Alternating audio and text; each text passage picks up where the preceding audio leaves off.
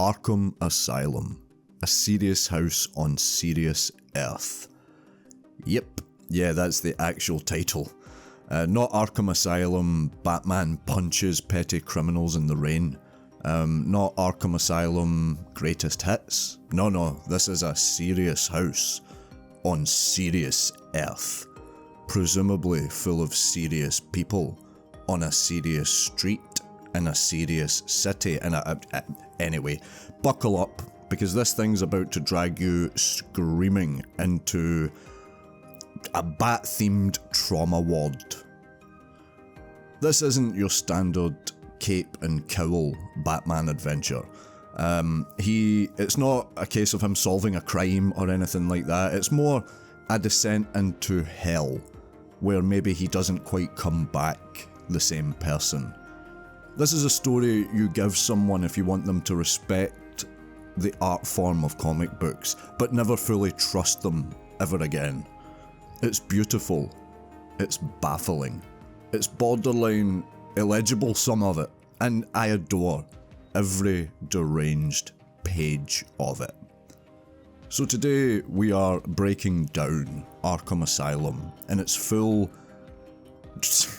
deranged glory. We're going to look at its twisted origin, its chaotic artwork, and its deeply unwell storytelling, and why, in spite of, or maybe because of all that, it's still, in my opinion, one of the greatest Batman stories ever created. Our story begins in the late 1980s. The Reagan years are winding down. Everyone is discovering therapy and pretending that cocaine isn't a problem. Comics, meanwhile, are going through their own angsty teenage phase. The Dark Knight Returns had just drop-kicked optimism right out the window. Watchmen, that I have spoken about a couple of times recently, Watchmen had just introduced the concept that superheroes were perhaps a little bit mentally ill, and that they cry sometimes. And into this brooding postmodern world walked in a Scottish chaos magician named Grant Morrison. Morrison wasn't interested in writing a Batman comic per se. He wanted to write the Batman comic, one that went deeper, darker, and weirder than anything DC had greenlit before. A story that peeled back Bruce Wayne's psyche like a fucking onion made of guilt. And so Grant Morrison, he pitched a script that read like Carl Jung had a stroke in a haunted house. Do you know what I mean? DC, of course, said yes, because they probably stopped reading after the word Batman. But enter artist Dave McKean, the man who would turn Morrison's nightmare sermon into something resembling a graphic novel. Sort of. I mean, well, McKean doesn't so much draw comics as he paints over the panels with grief. Do you know what I mean? His art is a collage of acrylics, charcoal, photographs, newspaper clippings, broken dreams, LSD, meat. I mean, it's expressionism on an acid trip. It's beautiful, it's haunting, it's Francis Bacon-esque, it's occasionally about as readable as a house fire. I lost that comparison. It's illegible. I said that earlier on. The book, it was released in 1989, just months before Tim Burton's Batman hit movie theatres, which means while kids were buying plastic Batmobiles, Morrison was over here trying to reinvent the Batman mythology through metaphor, magic, and clinical psychosis. Timing, indeed, is everything. Oh, and the title, A Serious House on Serious Earth, is a line from a Philip Larkin poem about church. Actually, you know, nothing says superhero escapism like a post-war British existential dread, innit? We do that shit very, very well. So, let's summarise the plot. I use the word plot loosely. The way a Jackson Pollock painting technically has lines on it. You know what I mean? Arkham Asylum is obviously a place of utter chaos. The inmates have taken over the building, and instead of doing what any reasonable person would do in this situation with all these inhabitants of this building, which would be to fucking napalm bomb it from above, like, do you know what I mean? But no, they demand that Batman come in alone. Let's say the Joker demands, he's the ringleader of this circus, he demands that Batman come alone. And yeah, you don't argue with someone who paints his face like a Victorian mime and giggles whilst cutting people. Anyway, he's a pretty rough Joker. He's a really cool Joker. We'll talk about him more in a bit. I like this Joker. Anyway, Batman being Batman, he obviously agrees to go because he's got a savior complex bigger than Gotham City. He doesn't know how to say no without monologuing. Do you know what I mean? And he rarely does monologue. So what follows is a less linear story and more a symbolic descent into madness. It's Dante's Inferno-esque, but with more leather. You know what I mean? And parental issues. It has a plot, it has a driving through line, but it's more just a series of vignettes. The book flips between two narratives basically. One is following Batman as he journeys deeper into the asylum, encountering various villains along the way. Another story is chronicling the origins of Amadeus Arkham, the man who founded the institution and then promptly lost his fucking mind. I do mean that literally. His daughter's murdered by a patient, his mother's insane. His own psyche is like a Jenga tower that's just vaguely held together. Do you know what I mean? He ends up institutionalized himself after carving protective sigils into the floor and shit, whatever. Batman stuff. Anyway, Batman's journey into hell, into madness, mirrors Amadeus's, and each inmate he encounters represents a different fragment of his own repressed psyche. Like Killer Croc, he's all about the animalistic rage.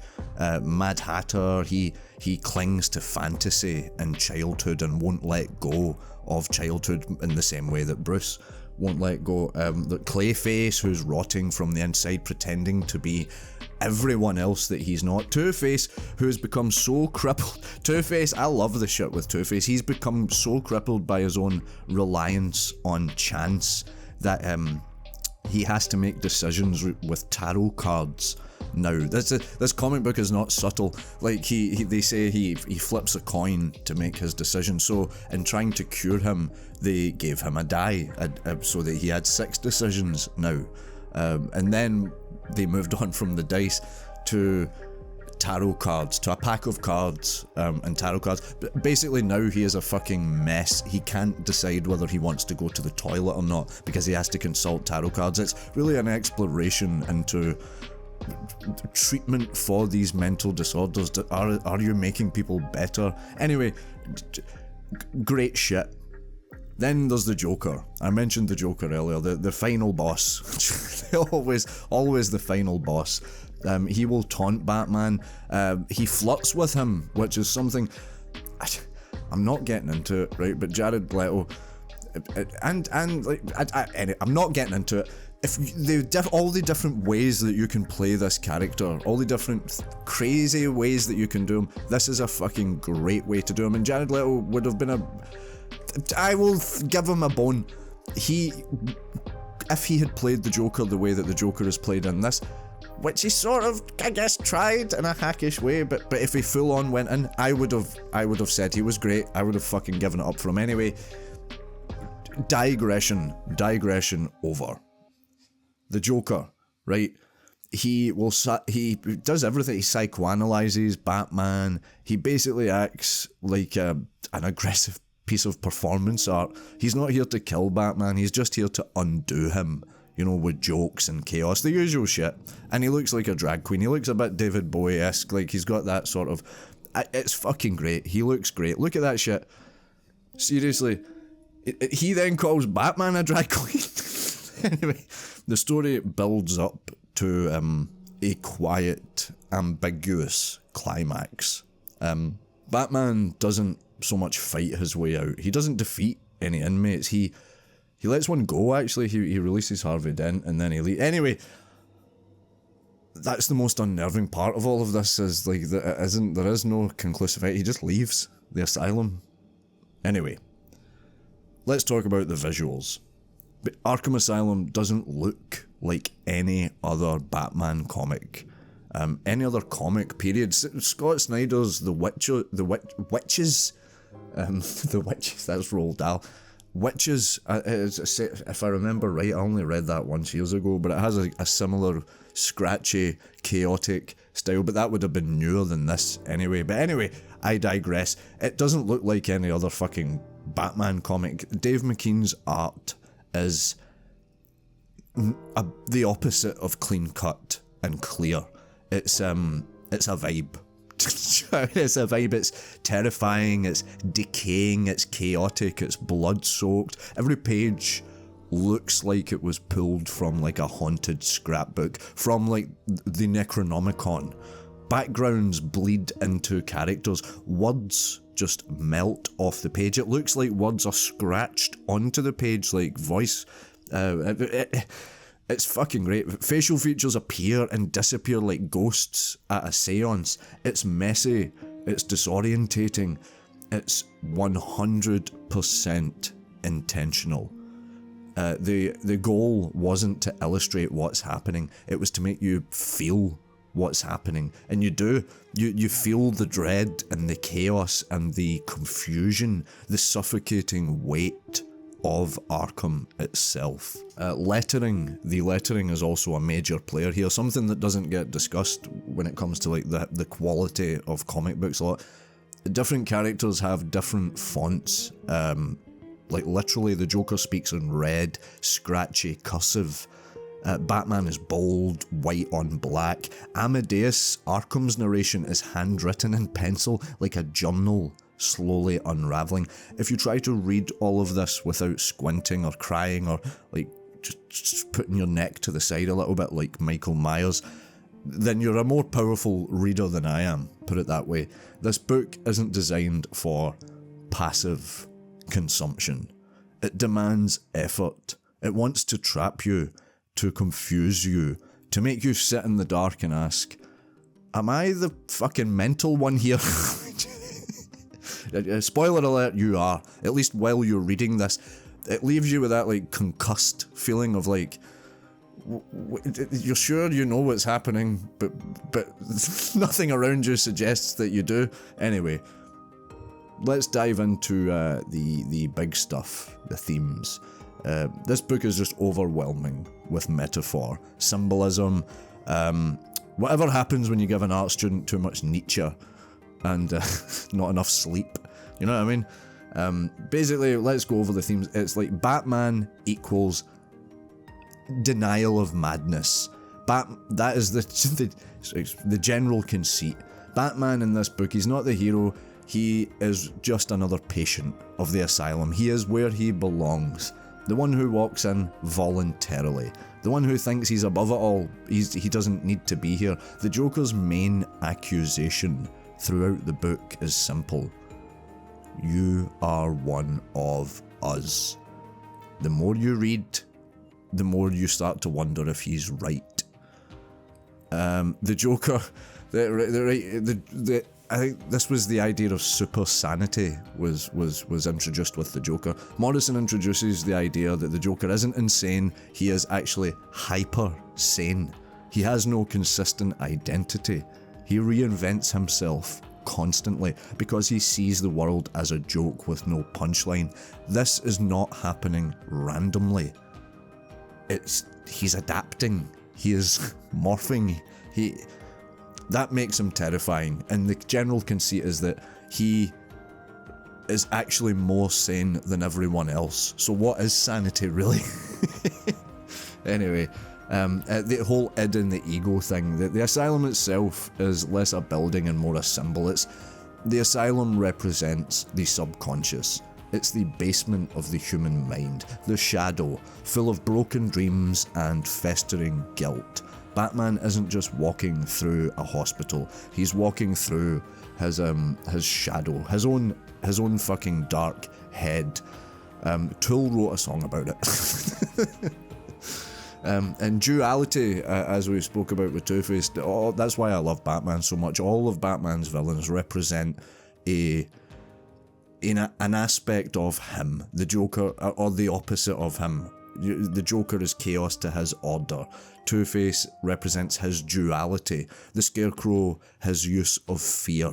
Do you know what I mean? All good stuff. But Batman and the Joker, sanity and madness, order and chaos. You can't escape it. Every page is drenched in mirrors, doubles, reflections, shadows. There's so many times where one character is shown as two. They are who they are. And then you see who they could become if they stopped pretending. Also a lot of themes of generational trauma. Amadeus Arkham, his descent into madness, it's framed as like an inevitability, a product of his upbringing, of his inheritance. It's just fate. He builds the asylum to contain madness, and in doing so, creates more of it. Batman is doing the same thing every single night in Gotham. Neither of them escape. It's been decades since this book came out, and people are still talking about it, still discussing it, arguing about it. That's the mark of something that did its job. It's not fun. There's no big action scenes, there's no Batmobile chase, there's no triumphant monologue at the end. It's just a man in a mask wandering through a prison filled with his own insecurities. But it changed Batman. After this, writers started to really lean into the idea of Bruce Wayne as someone who might need more help than vengeance. I mean, maybe a bit of help will help him more than vengeance will. The idea that Batman doesn't just fight criminals, he attracts them and even creates them. Maybe he's not a symbol of hope. Maybe he is a mirror. The game series Batman Arkham Asylum was named after this. Yeah, it was heavily inspired by this. Same, 1,000 moody adaptations since have been inspired by this story. It gave creators permission to treat Batman stories like chaotic operas, tragedies, inner monologues, like a psychological thesis in comic book form. Grant Morrison would go on to write more Batman, some of the best stuff ever. Some really good Justice League stories. Grant Morrison's Justice League run is fantastic. Really, really good shit. But this was the seed.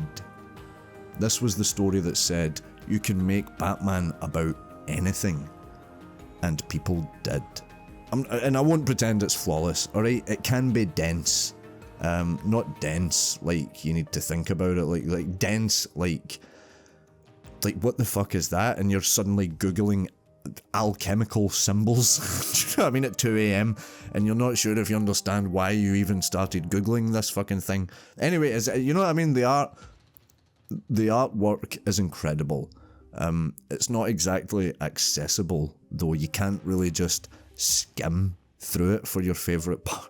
You have to like study it, take it in. Sometimes just to figure out which part of the panel is Batman's face and which part is like, do you know what I mean, the wall. And yes, it does have a touch of the art school syndrome to it.